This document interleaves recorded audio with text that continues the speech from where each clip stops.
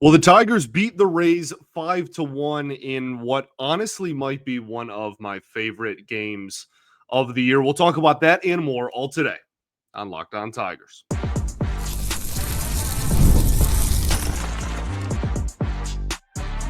You are Locked On Tigers, your daily Detroit Tigers podcast, part of the Locked On Podcast Network, your team every day. What is up, everybody? Welcome back to another edition of Locked On Tigers. I'm, of course, your host, Scott Bentley. Today is Tuesday, July 8th, 2025. Thank you so much for making Locked On Tigers your first listen every single day. We are free and available wherever you get your podcasts, including YouTube, part of the Locked On Podcast Network, your team every day. Today's episode is brought to you by FanDuel. Right now, new customers can get $150 in bonus bets when your first $5 bet wins. And the Detroit Tigers win yet another ball game, their 58th win of the season. That is the most in baseball, by the way.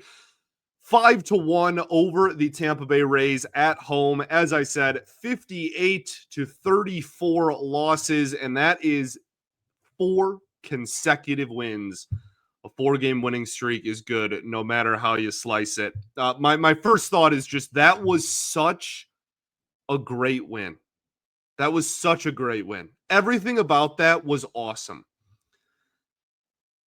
First off, electric atmosphere on a Monday night against a small market team. I don't say that in like the Tigers aren't a huge market team. Like I don't say that in disrespect. I just mean the teams.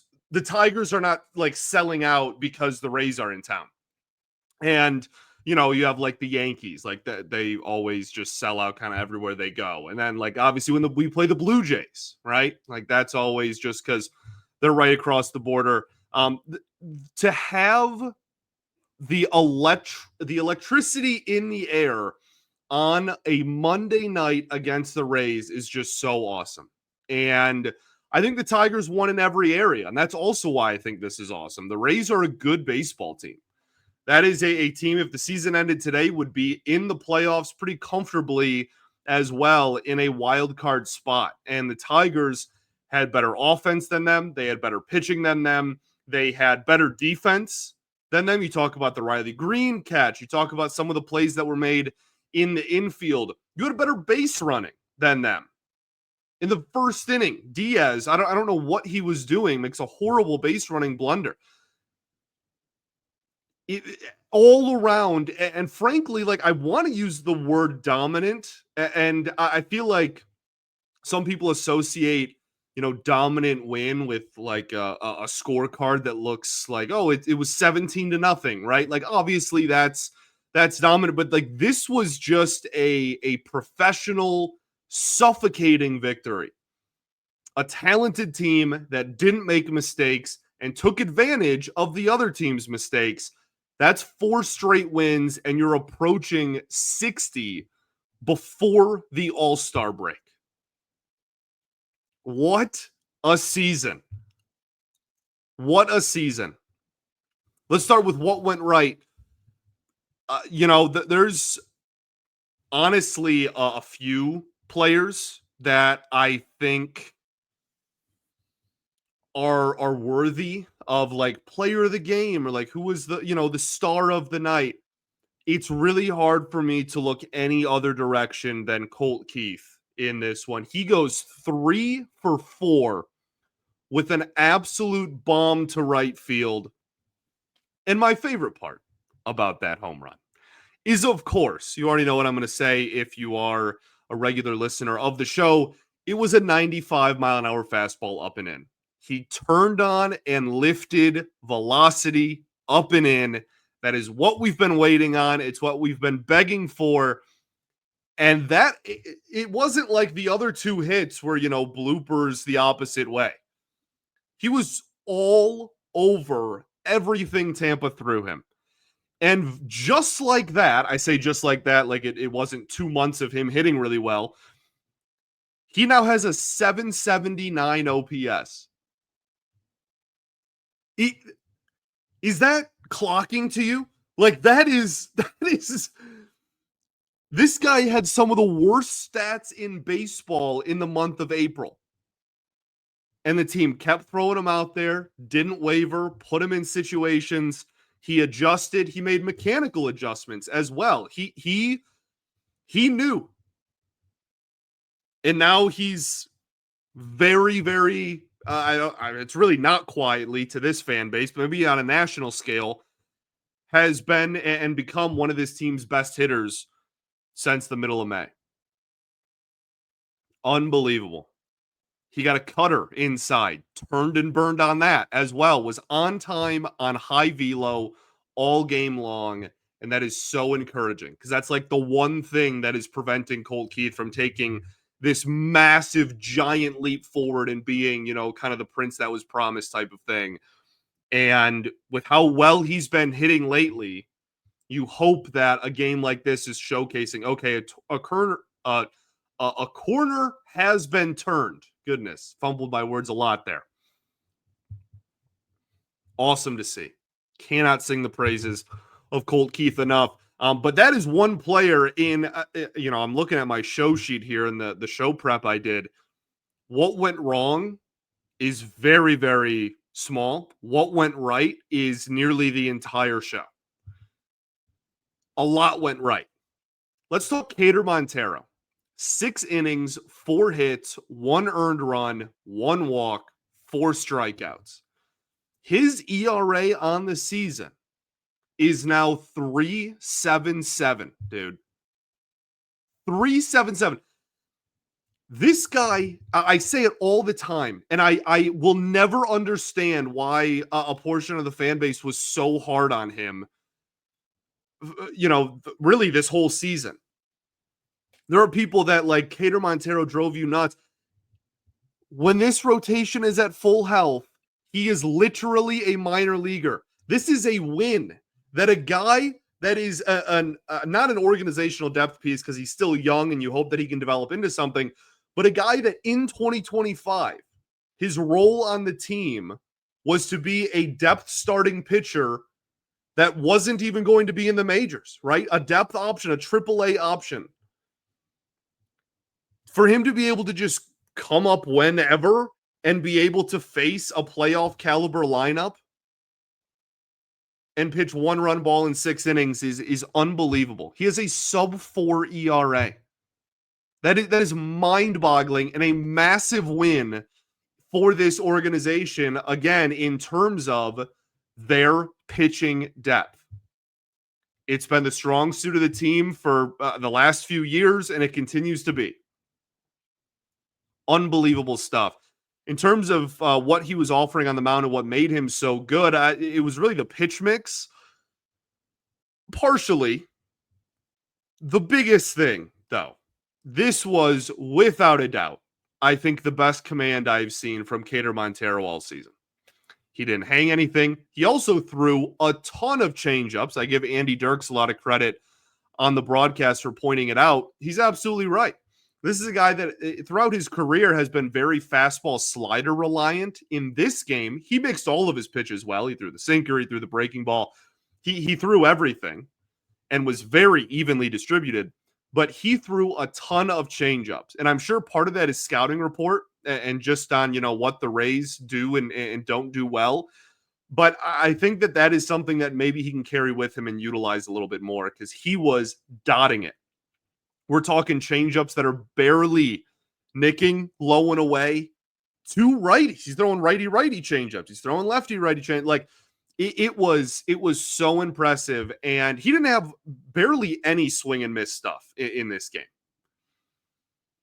He had 2 whiffs the entire outing. But he was missing barrels. We talk about that all the time on this show too, right? Like he is not a bat misser in this game. Even though he has shown the ability to do that in the past as well. This was, I'm going to throw low changeups, get you to hit a ton of ground balls, raise the fastball, get a lot of flyouts, and he kept hitters off balance. It was very similar. I've used this analogy before, but it was very similar to what Erod was when he was a Tiger. Didn't get a lot of whiffs, didn't get a lot of strikeouts, but when he was really good and on the field, he was missing barrels, and it was just constant soft contact.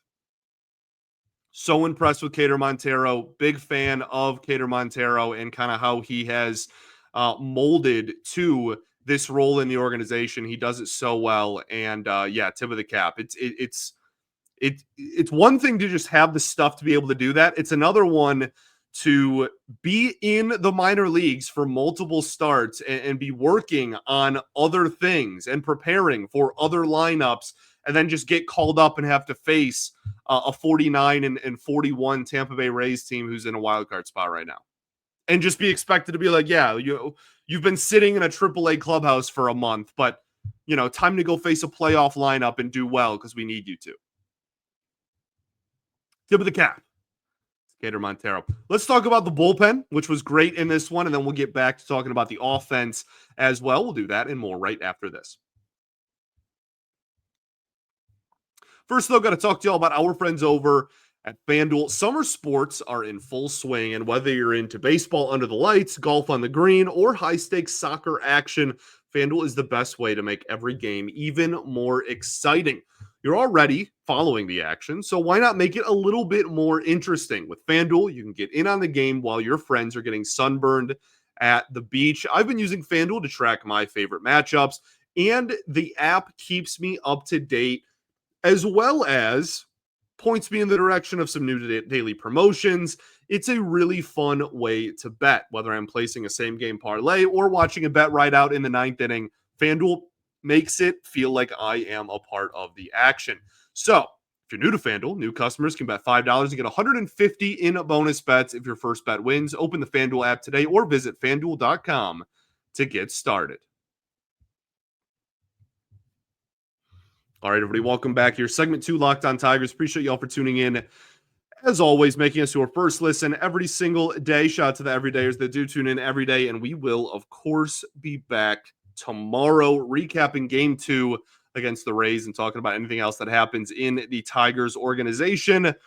First, though, we're talking about this 5-1 victory over Tampa at home on Monday night. Tyler Holton was fan-freaking-tastic. His ERA is now also down to 3.77, oddly enough. This is a handful of really solid outings in a row, and that's beautiful, okay? Tyler Holton is very important to this bullpen success in the second half, right? There is I was going to say there's an argument. Last year, the last 2 years has been pretty objective. He is this team's most valuable left-handed reliever. And for him to kind of have a shaky first half and kind of lose that spot in the fan base's minds and certainly with his performance on the field was slightly concerning. You almost were like, okay, not only do the Tigers need a big swing and miss reliever at the deadline, they might just need a lefty just to get by, like period. A second reliever that just is left-handed just to make it. And so for him to have these, 3, 4, 5 outings in a row where he has looked like the Tyler Holton from the last 2 years that we have become so accustomed to is very refreshing. It's very beautiful, and I'm so happy about it. Welcome back, Tyler Holton. Incredible command is really right. Like, he doesn't have blow-it-by-you stuff. We know that. We've known that. He's been very effective without that. It's all about the command. It's all about the command of his cutter, especially, and he did that beautifully in this ballgame. Earns his 9th hold of the year. Tyler Holton, his 9th hold. Haha. But Brennan Hanafy, 1 inning of shutout ball, ERA down to 3.56. The one thing that I liked the most about this outing was one specific pitch he threw when it was a strike 3. And it was a 4-seam fastball up. I think that he has become so, and the team is, calling the pitches at the end of the day too. I'm sure they are as well. So fixated on it. This is the ground ball guy. This is the weak contact guy. He has such a good sinker, which he does. We need to make sure that he is utilizing his best pitch, which I appreciate. That is the Chris Fetter mentality, right? Why would you not use your best pitch most of the time? None of this, pitching backwards nonsense. Like, I appreciate that. But it's also a reminder of like, okay, he can also throw a straight four-seam fastball 96 miles an hour and get people to swing and miss at it. And that was really beautiful to see. Will Vest won, not a 1-2-3, did walk a batter, but very low stress, ninth inning. Good to see him back out there. 2.2 ERA he now has on the season. Unfortunately, will not be. It doesn't seem like he's going to be in Atlanta for the All-Star game, but I think he deserves a look as well. If they start doing, reserves and injuries and start looking elsewhere, I think Will Vest certainly deserves a look. Let's get back to talking about the offense. We obviously talked about Colt Keith just because I think he had the best performance of the night, but this was a 5-run outing for the Tigers offense, and Colt Keith only had one of those RBI. Javi Baez, a 2-run homer, one of the contenders for worst pitch of the season that I've seen. It's not like the worst, okay, but it's up there, man. That is 0-2 to Javi Baez. And you're throwing, and like he obviously didn't mean to throw it there. It's not like he was intentionally trying to hang a slider, belt high over the heart of the plate on an 0-2 count to one of the most notorious free swingers in the league. But he did, and Javi took him yard, and that was a nice thing early in the ball game too. That was just really refreshing and kind of gave everyone a little bit of a sigh of relief because the offense wasn't good this past weekend. And so for the Tigers to jump on a talented pitcher like Shane Baz, I know that the ERA is over 4 and the Tigers tagged him for 3. You watch him, you know that this is a young man that is going to be around the game of baseball for a long time and is going to be a very good pitcher. The upside is there. That is some of the most electric stuff you will see. That's a consistent 98 to 100 mile an hour fastball with a hammer of a breaking ball. He's, and obviously the changeup, he is really good. And so really nice for Javi to get out and, drive a baseball, give the Tigers a lead early, but also just to see the Tigers in general put up 3, and that's still a quality start, but like 3 runs in 6 innings, not the, best thing in the world for a really talented starting pitcher. Again, after a quiet weekend, Javi hitting 279 on the season. I cannot believe those words just exited my mouth. Riley Greene. So Riley Greene goes 1 for 4 with 2 strikeouts. This is one of my favorite performances of the year from Riley Greene. And I know that sounds weird because he was 1 for 4 with 2 strikeouts and a single. And we've seen him hit multiple home runs. We've seen him go like 4 for 4 with a walk. We know that Riley Greene is talented enough to go 5 for 5 with 2-3 home runs. We know that he can also go 0 for 5 with 5 strikeouts. We've seen both of those a handful of times throughout the season. Performances like this are what we're missing. And not even he's been great this year, okay? Not even really what we're missing. But performances like this are the ones that won't get highlighted, but prevent a player from being, super streaky. Oh, he's on fire this week. He's ice cold. He's the best hitter in the world for this series. Okay, he went 0 for 15. These are what makes a player more consistent, makes those again, peaks and valleys less dramatic. He had a couple of strikeouts. He didn't do much early, but a man on second base and 2 outs, he hits a nice line drive single to right field and drives a run home. That is what all-star, middle of the lineup hitters do. Even if it's not the best day in the world at the plate, there's a man on base. He has a chance to get him home. It's still a relatively close ball game. This is a good baseball team. Let's just put the ball in play and drive a runner in. He's so good. He also did a brilliant diving catch in left field, which I don't think is true of like all of his diving catches. That one was graceful and beautiful. Riley Greene is unbelievable. He is one of the best hitters in the American League, and he deserves to be treated as such and talked about as such. I'm so happy he's starting in the All-Star game so that we can, share what we know with the world, and that is that Riley Greene is legitimately one of the best players in the league. Zack McKinstry. I don't have words anymore. I I really don't. I don't know what else to say. He was the 3-hitter in this game for starters. The 3-hitter. It wasn't Riley Greene, who I just touted as one of the best hitters in baseball.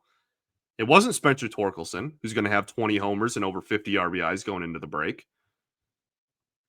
It wasn't Gleyber Torres, who has one of the highest OPSs on the team and has been phenomenal this year.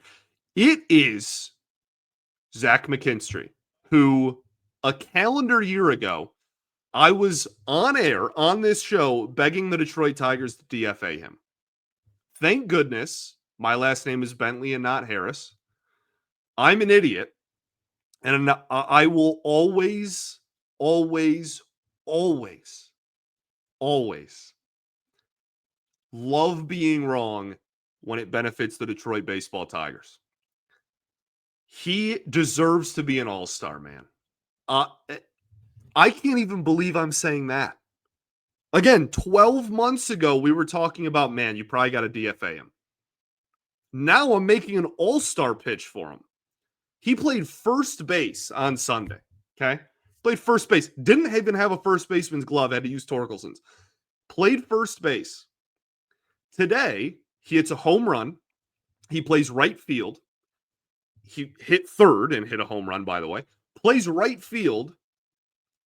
Throws an absolute rocket to third base from right field and gets a runner going to third to end an inning. Also, I love the fact that he watched the homer. That wasn't a Yankee Stadium, a short porch homer. That was absolutely tanked, and he stared at it a little bit. And you know what? Z-Mac deserves it. He's the man. And I think something that Benetti said on the broadcast is so true. He nearly perfectly epitomizes the 2025 Detroit Tigers. Versatility, good base running, great defense, and this year is hitting. Unbelievable. He might have 3 WAR before the All-Star break, man. Dude deserves to be in Atlanta. He deserves to be an All-Star. This is why I want a utility player vote for All-Star ballots. It's ridiculous that we have utility player like Gold Gloves now, and we like acknowledge them in every other facet, right? Ben Zobrist paved the way. Like we acknowledge them in every other facet because of that. But then in the All-Star game, he has to pick one position. He's like Alex Bregman is always going to get voted in over him. He deserves to be in Atlanta, though. Unbelievable. Okay, we still have more that went right. We're not even done with that, and we're heading into segment 3. We'll do that right after this. First, though, got to talk to y'all about our friends over at Open Phone. If you're running a business, you know that every missed call is money left on the table. Think about the last time you had a service emergency, like a bursted pipe. If the first plumber didn't answer, did you wait? No, you called the next one. That's why having a reliable business line is so important, and that's why you need Open Phone. Open Phone is the #1 business phone system that helps you streamline and scale customer communication, all from an app on your phone or computer. Did you juggle 2 phones just to keep business and personal calls separate? Well, Open Phone solves that instantly. Your whole team can share one number and respond to customers like a shared inbox. So there's no more who's handling this and who's handling that. An AI agent also handles after-hours calls. It is the best. And they're offering Locked On Tigers listeners 20% off of your first 6 months at openphone.com/LockedOnMLB. That's OPENPHONE.com/LockedOnMLB. And if you have existing numbers with another service, Open Phone will port them over at no extra charge. Open Phone, no missed calls, no missed customers. All right, everybody, welcome back here. Third and final segment of Locked On Tigers. Appreciate y'all for tuning in. As always, we got a boogie, okay? So much went right that we're just lollygagging here, talking about, who knows what. Dylan Dingler, 1 for 3 with a walk and a double. Obviously, that's great production at the plate. He continues to swing a really hot stick. 720 OPS from the catcher spot. I'm going to take 10 times out of 10, especially with the defense he offers. This is something I want everyone to remember. The Tampa Bay Rays have the most stolen bases in the game of baseball. Dylan Dingler is really good at throwing runners out. He is going to be vital in this series. Okay? Remember that. He's going to be very important behind the dish. So like I think really, again, like offensive concerns people had after Cleveland. I thought it was an overreaction. And I'm not saying that you're wrong. Like they might collapse. Like I don't know. I can't predict the future. But in the last 4 series before Cleveland, the Tigers had scored 21, 14, 19, and 20 runs. Those are all 3-game series, by the way. That's good offensive production. Now, you leave Cleveland, you put up 5. That's good offensive production. 5 runs a game is going to be toward the top of baseball any given year. And if you average runs per game for a team. So, that's beautiful. That's beautiful. Again, don't be overreactionary. Let's let it breathe. Let's see how the Tigers do. Because so far, it's been the best record in Major League Baseball. What went wrong? The only thing that I can really point to and definitively say, this was a weakness in this ball game was just the offense off of Shane Baz. And, like, he's really good. And they still got 3 runs off of him. 6 innings, 7 hits, 3 runs, 2 walks, 7 strikeouts, and the Javi home run, obviously. Like, he's really talented. He's got great stuff. He's got great swing and miss stuff. He's got great strikeout numbers. The fact that they still got 3 runs is enough for me, man. I don't know. That's like the only thing that I think you could remotely point to and be like, oh, like that maybe could have been better. But at the same time, 7 hits and 3 runs off of a guy with that kind of stuff, I'm going to take more times than not. The reason I even have it on here, they went 2 for 12 with runners in scoring position in this game. Again, when Baz needs a strikeout, he can get a strikeout. And that was no different in this ball game, but the Tigers do enough despite going 2 for 12 with runners in scoring position. Let's talk stuff. First off, this is the most important thing I'll say on this entire show. Get Frankie Boyd to Atlanta, okay? Go vote for Frankie Boyd, the Tigers bat boy. You can vote to get him as like an all-star, just like the players, okay? Get him to Atlanta. He deserves it. Frankie Boyd is the dog, okay? He's the man. Go get Frankie to Atlanta. Go vote. It's all over Tigers social media. I've retweeted a ton of stuff about it. Go do it, okay? Now, back to the organization. Frankie Boyd's a part of the organization. Back to the players. One person I want everyone to watch is Chandler Simpson. He is legitimately legitimately one of my favorite non-Tigers in all of baseball. And I was debating on whether I was going to go as far to say my favorite non-Tiger in all of baseball. He has no power, and he's honestly like not a great defender so far in his major league career, at least, despite the fact that he's the fastest human being I've maybe ever seen in my life. And he just slaps the ball around, hits ninth, hits over 300, but just has no power and doesn't draw walks. But he is the fastest dude in the league. It is unbelievable. He can hit a ball right to shortstop or third base and still get a single. He has infield singles that he hit to first baseman. Do you know how ridiculous and impossible that is? He's so fun to watch. I watch Rays games just to watch him play. I'm glad they recalled him back from AAA after the blatant service manipulation that they did. I love Chandler Simpson, okay? He almost made a great play in center field in this one, and he is going to be a guy that you do not want on the base paths ever. So somebody to watch out for on Tampa. This was a pretty quick ball game, too. I mean, just a little over 2 hours. Just kind of mowing through. That's what you have when you have a lot of strikeouts and low pitch counts and efficient pitching on both sides. But, yeah, in terms of, wow, I just got a notification. The Tigers are 24 games over 500. That will never get old. That is so crazy to read. 24 games over 500 in the middle of July. It was 10 long years. It was 10 really long years, but we made it, everybody. We made it. The Detroit Tigers made a roster move as well. Bailey Horn down to AAA, Keider Montero to the majors. I wonder if Montero's going to stick around, like kind of for good now that Sawyer Gipson-Long is on the injured list. We'll see kind of what happens, or if they still do the up and down thing. I also wonder if Bailey Horn is going to stick around in Toledo, or it sounds like Dietrich Enns is going to move to the bullpen, and they're going to hope that the uptick in velocity that comes with moving to the pen, because you don't have to throw as many pitches, it is going to benefit him. If it does, then great. You have another lefty reliever you can kind of rely on. If it doesn't, I wonder if Horn is called back up in, after the All-Star break or something, if Dietrich Enns maybe doesn't work out in the pen. Another one organizational conversation I want to bring up here really quickly.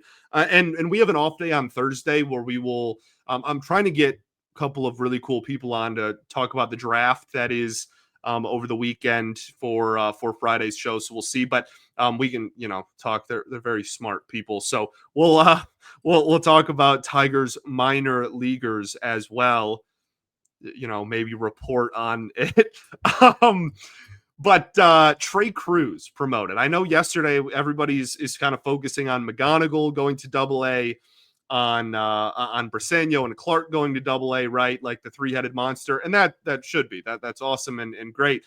Trey Cruz going to Toledo, I think is an important thing to bring up as well. This dude was drafted, I want to say, in the 2020 draft with Torkelson. Give me a year cushion if that's not right. But was drafted a few years ago and went to college. So he's in his mid 20s and there was just no consistent hitting. He was a really poor shortstop at first and then kind of turned it around and got a little better. Then he started playing the outfield as well as still the infield. And now he's this super utility guy that has played like 7 different positions and is hitting pretty well. He kind of sounds like exactly what the Tigers want, like Ryan Kreidler to be. Or want, what Zack McKinstry has been, right? Like these kind of super utility type of players, gives a little bit of athleticism and speed to the team as well. I'm really interested in how he does in Toledo, because it really wouldn't shock me if, we were a couple injuries away or maybe a, 2026 season away from Trey Cruz getting a look on the 40-man roster. So we'll see. But what is he? 3 or even 4 3 generations of baseball. Just comes from one of the most decorated baseball families in the history of the sport. Really cool that he's a part of the organization, and really cool that he's getting a chance in Toledo. Game 2, Jack Flaherty against Ryan Pepiot. This is going to be a test. Okay, if there is any game that you're going to go into and the general public might think the Tigers won't be favored, it's going to be this one. Jack Flaherty has an ERA around 5 and has struggled mightily lately. Ryan Pepiot going into the season was like a dark horse Cy Young candidate and is really, really good. So go prove everybody wrong. Go be the gritty Tigers and go bring home another win. Thanks for making Locked On Tigers your first listen every single day. Shout out to the everydayers that do tune in every day. We will, of course, be back tomorrow recapping said ball game. Hopefully it's a win. Peace and love. Going to therapy's dope. I'll catch y'all then, baby. Go Tigers.